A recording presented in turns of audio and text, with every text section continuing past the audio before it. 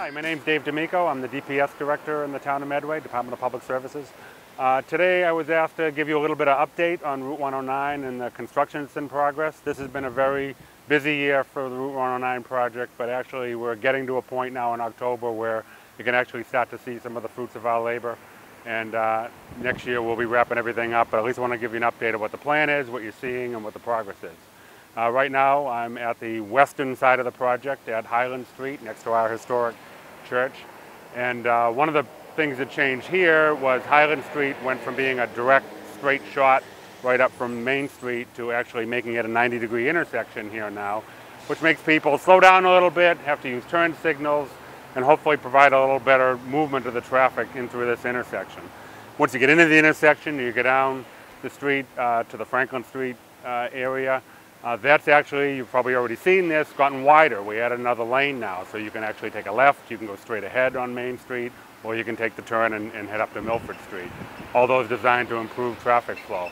Kind of another little design feature that's in here, but we aren't implementing at this point, is some of the curbing work that'll be done over there with the sidewalks. Will probably look a little strange when we do it. It'll be kind of a bulbous coming out into the roadway. The idea was to keep it down to one lane, but in the future, if we need to widen it and actually have two lanes make a turn, and yes, I'm talking 20 years into the future, but it's designed so that we can have that capability to actually, again, improve traffic flow here. Let's walk along the route and I'll show you some more things as we go. Okay, we're standing right now at the Jacob Ide House, property the town recently purchased. It sits right between Winthrop Street and Choke Park, which is behind me. A good location to show some of the 109 features. At Choate Park, you'll notice, and I'm sure you've seen another video that's out or coming out shortly on all the work going on there. For the Route 109 part of it, we rebuilt an entrance, a proper entrance to Choate Park. It hasn't had one for years. We get that going. There's a stone wall now that comes up in front of that. We're going to put some granite cap on top of that. It'll be a great place to watch a parade, maybe a Thanksgiving parade or a Christmas parade when we have that.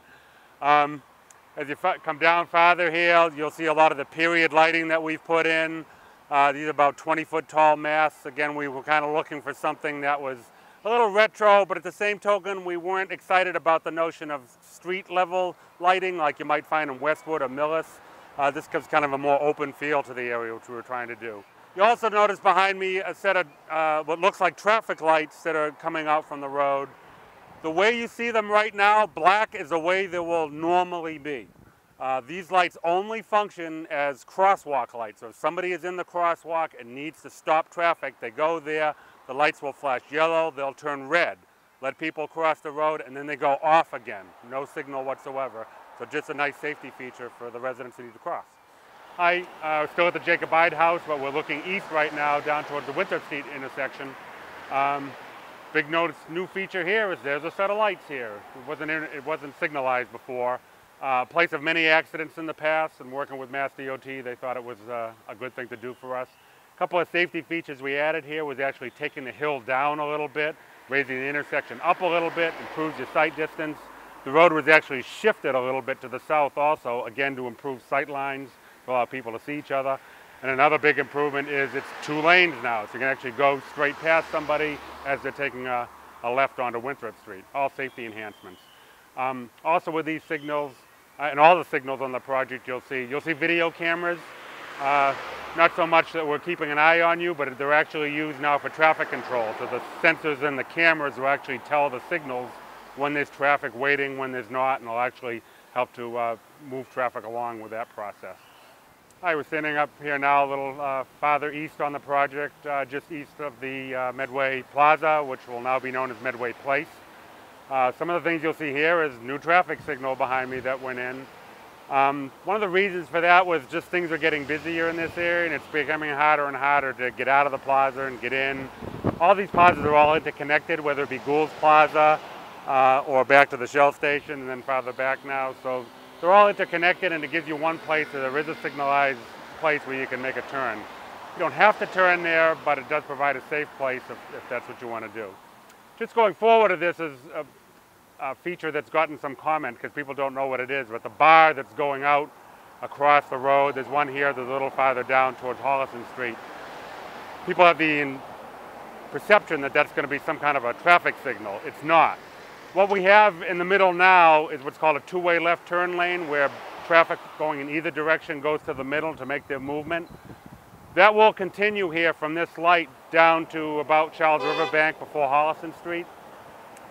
Those bars that come out there will actually house a sign that says two-way left turn lane or something to that effect, but it's noticed that that middle lane has a purpose for two-way traffic, and that's why that's there on either end.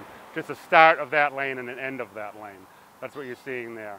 As you go past the light, currently we have a two-way left turn lane that continues past the light and goes down to about Evergreen Street, I think, in that area. That actually will be coming out. They won't be there anymore, but the road will be wider and there'll be opportunities for turning lanes in either directions. You can get into a left turn lane and stage, and if it's clear, you can proceed to cross traffic at that point. Those are the features at this point.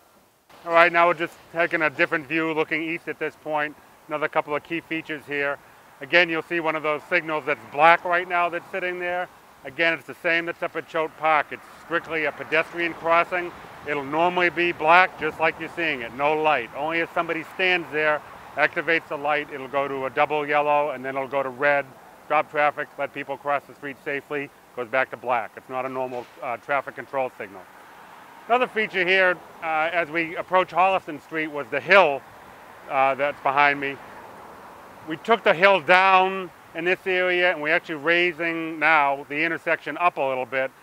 The idea really is to basically for truck traffic to give them a little better opportunity to slow down if they're approaching the intersection, or if they're leaving the intersection and traveling westbound going up the hill. It'll let them get a little more momentum before they hit the hill, and it'll actually improve traffic flow when we get there. At the intersection itself, it becomes widened a little bit, and a prominent feature, I guess, that's everywhere that I didn't really mention so far either is right where I'm standing is a sidewalk on the south side of the street. Didn't have that previously, it was only on the north side. So now there'll be sidewalks on both sides and make for a much prettier area and a better place to walk. And looking ahead now on, well, where we are right now and what's in the future in store of us. Right now at Holliston Street, they are digging up that intersection, doing the work that I talked about. That's the last major piece of work that has to happen as far as road grades and kind of big things on the road that you're going to see happening. That'll be done probably October.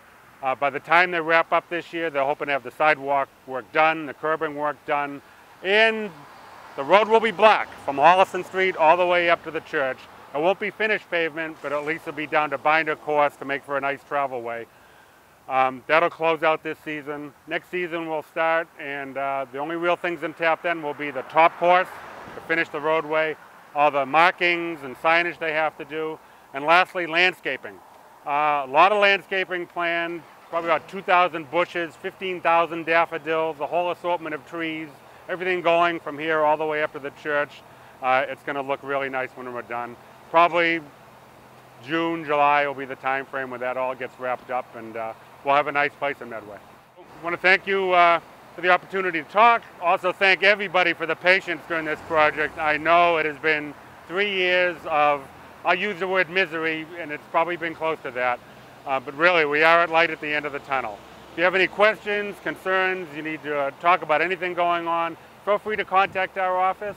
My information's online at townofmedway.org. Easy to reach and more than happy to discuss it any time. Thank you very much. Have a good day.